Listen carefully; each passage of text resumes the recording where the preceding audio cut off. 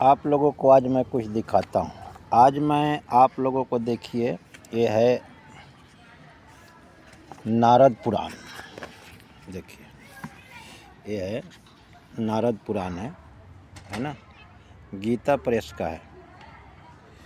ये है गीता प्रेस का नारद पुराण। और इस नारद पुराण में विष्णु जी बता रहे हैं भक्तों के लक्षण। जो भगवत भक्त होते हैं उनके क्या लक्षण हैं वो बताते हैं इसमें। ये नारद पुराण है। तो पहले इसको मैं सचित्र मोटा टाइप, क्योंकि ये जो देखिए, पहले आपको ये पढ़ा, त्वमेव माता च पिता त्वमेव बंधु च सखा त्वमेव विद्या द्रविणं त्वमेव सर्वमं मम देव देव। तो ये तो इनकी हो गई ये सारा। उसके बाद में आपको सिर्फ छोटा सा, आप कहोगे तो आगे हर एक भाग को मैं पढ़ के बताऊंगा। अभी तक तो मैंने अपने मन से जो आता है विचारों में कि वेद और शास्त्र युक्त हमारे भारतवर्ष में ऐसे साधना करने पर अपने आप ही आया था ये सब लक्षण।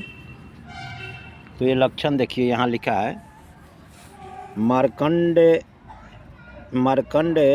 जी ने पूछा, भगवान, ये लिखा है ना, मार्कंड जी पूछ रहे हैं ये भगवान से। तो भगवान ने क्या कह रहे हैं कि भक्तों का लक्षण यहाँ बताया जाए। भगवान ने कहा, द्विज श्रेष्ठ, ये देखिए। तो मार्कंड जी ने पूछा, भगवान, भगवत भक्त के क्या लक्षण है? किस कर्म से मनुष्य भगवत भक्त होते हैं? यह मैंने सुनना चाहता हूँ, क्योंकि इस बात को जानने के लिए मेरे मन में बड़ी उत्कंठा है। ये मार्कंड ऋषि जो हैं ये पूछ रहे हैं, इसी में है। तो इसको विशेष तौर पर मैं पढ़ के आप लोगों को सुना रहा हूँ, ताकि हमारा शास्त्र क्या कहता है और हम में क्या लक्षण होना चाहिए भक्तों में, ये सब चीज़ें आपको बताएंगे। ठीक है। तो देखिए, ये पीपल के पेड़ के पास यहाँ बैठा हूँ। ये देखिए पीपल का पेड़ है, और यहाँ पे बैठ के मैं आप लोगों को ये इससे दिखा रहा हूँ अपना नारद पुराण में क्या लिखा है, उसको आप लोग को बता रहा हूँ। आप लोग कृपया इस बात पे विश्वास कीजिए शास्त्रों का, जो मैंने कहा था कि ये चीज़ें हैं। तो देखिए इसमें क्या लिखा हुआ है। मार्कंड जी ने पूछा, भगवान, भगवत भक्त के क्या लक्षण है? किस कर्म से मनुष्य भगवत भक्त होते हैं? यह मैं सुनना चाहता हूँ, क्योंकि इस बात को जानने के लिए मेरे मन में बड़ी उत्कंठा है। ये इसमें देखिए, है ना। तो आपको सुना रहा हूँ। श्री भगवान ने कहा, मुनि श्रेष्ठ, भगवत भक्त के लक्षण बताता हूँ, सुनो। उनके प्रभाव अथवा महिमा का वर्णन करोड़ों वर्षों में भी नहीं किया जा सकता। जो संपूर्ण जीवों के हितैषी हैं, जिनमें दूसरों के दोष देखने की आदत नहीं है, जो ईर्ष्या रहित, मन और इंद्रियों को बस में रखने वाले, निष्काम एवं शांत हैं, वे ही भगवत भक्त में श्रेष्ठ माने गए। जो मन, वाणी तथा क्रिया द्वारा दूसरों को कभी पीड़ा नहीं देते तथा जिनके संग्रह अथवा कुछ ग्रहण करने का स्वभाव नहीं है, वे भगवत भक्त माने गए हैं। जिनकी सात्विक बुद्धि उत्तम भगवत संबंधी कथा वार्ता सुनने में स्वभाव लगी रहती है तथा जो भगवान और उनके भक्तों के भी भक्त होते हैं, वे श्रेष्ठ भक्त समझे जाते हैं। जो श्रेष्ठ मानव माता और पिता के प्रति गंगा और विश्वनाथ का भाव रखकर उनकी सेवा करते हैं, वे भी श्रेष्ठ भगवत भक्त हैं।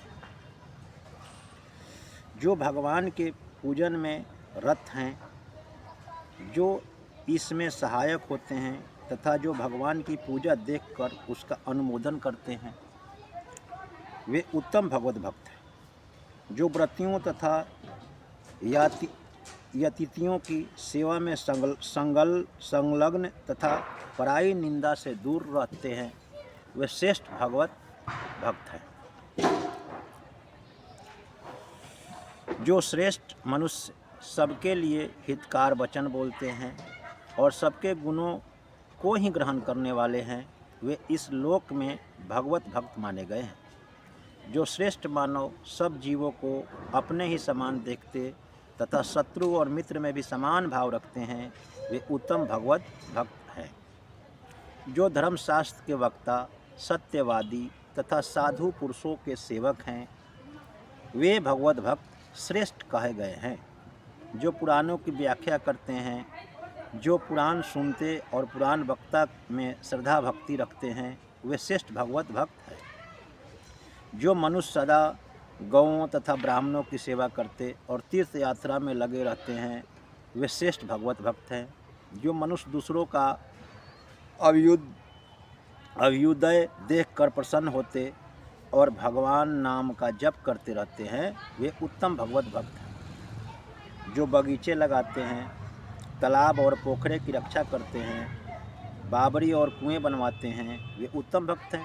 जो तालाब और देव मंदिर बनवाते हैं तथा गायत्री मंत्रों के जप में संलग्न रहते हैं, वे श्रेष्ठ भक्त हैं। जो हरि नाम का आदर करते, उन्हें सुनकर अत्यंत हर्ष से भर जाते, पुलकित हो उठते हैं, वे श्रेष्ठ भगवत भक्त हैं।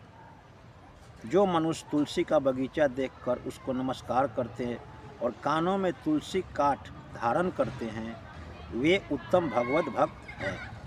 जो तुलसी की गंध सूंघकर तथा उसकी जड़ के समीप की मिट्टी सूंघकर प्रसन्न होते हैं, वे भी श्रेष्ठ भक्त हैं। जो वर्ण आश्रम धर्म के पालन में तत्पर, अतिथियों का सत्कार करने वाले तथा वेदार्थों के वक्ता होते हैं, वे श्रेष्ठ भगवत भक्त माने गए हैं।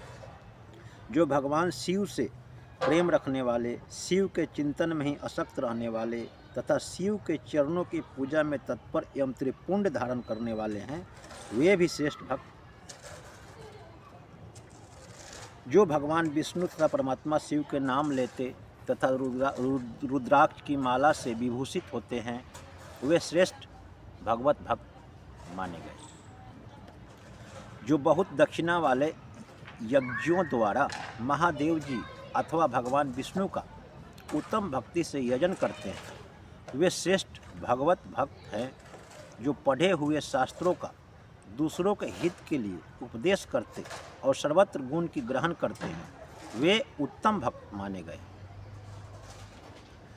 परमेश्वर शिव तथा परमात्मा विष्णु में जो समबुद्धि से प्रवृत्त होते हैं, वे श्रेष्ठ भक्त माने गए हैं।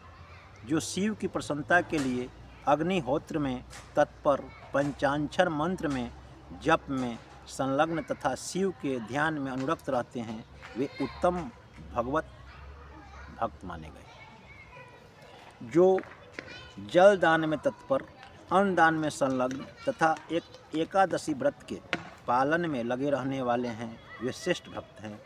जो गौदान करते हैं, कन्यादान में तत्पर रहते हैं, मेरी प्रसन्नता के लिए सत्कर्म करते हैं, वे श्रेष्ठ भगवत भक्त माने गए हैं। विप्रवर मर्कंड यहाँ पर कुछ ही भगवत भक्तों का वर्णन किया है। मैं भी 100 करोड़ वर्षों में भी उन सब का पूरा वर्णन नहीं कर सकता। अतः विप्रवर तुम भी सदा उत्तम शील से युक्त होकर रहो, समस्त प्राणियों को आश्रय दो, मन और इंद्रियों को वश में रखो, सबके प्रति मैत्री भाव रखते हुए धर्माचार्य में लगे रहो। पुनः महाप्रलय काल तक सब धर्मों का पालन करते हुए मेरे स्वरूप के ध्यान में तत्पर रहकर तुम परम मोक्ष प्राप्त कर लोगे। देवताओं के स्वामी दया सिंधु भगवान विष्णु अपने भक्त मर्कंड को इस प्रकार वरदान देकर वहीं अंतर ध्यान हो गए। महाभागा मर्कंड जी सदा भगवान के भजन में लगे रहकर उत्तम धर्म का पालन करने लगे। तो ये चीज़ें बताई गई है। ये आपका नारद पुराण है, गीता प्रेस का है। उसमें उल्टा दिखता होगा, ये देखो नारद पुराण। तो ऐसे लक्षण हम भक्तों का है। और सनातन में इस चीज़ को मानना भी जरूरी है और यही कर्म होना चाहिए हम सबके लिए। तो मैं आज मंगलवार है, आज कल जो है शिवरात्रि है, इसलिए मैं उपासना कर रहा था इस पीपल के पेड़ के पास बैठ करके। तो मन में आया कि कुछ आप लोगों को भी बता दूं, क्योंकि आप लोगों को मैं कुछ बोलते रहता हूँ, आप सोचते ऐसे ही बोलता होगा, लेकिन ईश्वर की कृपा है कि मैं आप लोगों के दया से और ईश्वर की कृपा से पुराणों का अध्ययन करते रहता हूँ। ये तो अपना नारद पुराण है और पुराणों का बात लिखा हुआ 100% सत्य होता है। अच्छा, नमस्कार। अगर आप कहेंगे तो मैं पुराणों का खंड ब खंड आप लोगों को सुनाऊंगा हिंदी में, ऐसे ही गीता प्रेस का। और मेरे चिंतन में जो ध्यान में बैठता हो कुछ आता है उसके लिए, वैसे मैं पेड़ पौधा के वजह से दिखाया कि इसमें लिखा हुआ है ना, तालाब पोखरा, यानी उस समय की बात है पुरानी। अब आज के हिसाब से, आज जो काल चल रहा है, समय चल रहा है, समय के हिसाब से हम लोग को जैसे अस्पताल, तालाब, पोखरा ये सब तो होना ही चाहिए, जलाशय, जैसे भी जल की सुविधा हो। और सबसे बड़ी बात है पेड़ लगाना। देखिए ये पीपल का पेड़ है, इस पीपल के पेड़ को मैं रोज़ जल देता हूँ सुबह सुबह। देखिए यहाँ साफ़ सुथरा करवा दिया हूँ, क्योंकि ये तो प्लॉट खाली था ऐसे, और यहाँ पे मैं ये करता हूँ। ये देख करके लोग भी यहाँ पे, कॉलोनी के कुछ लोग भी यहाँ जल देने लगे हैं और इसका सेवा होता है। और ऐसे ही आप लोग कृपा बनाए रखें। अच्छा, नमस्कार। जय श्री राम, जय श्री कृष्ण।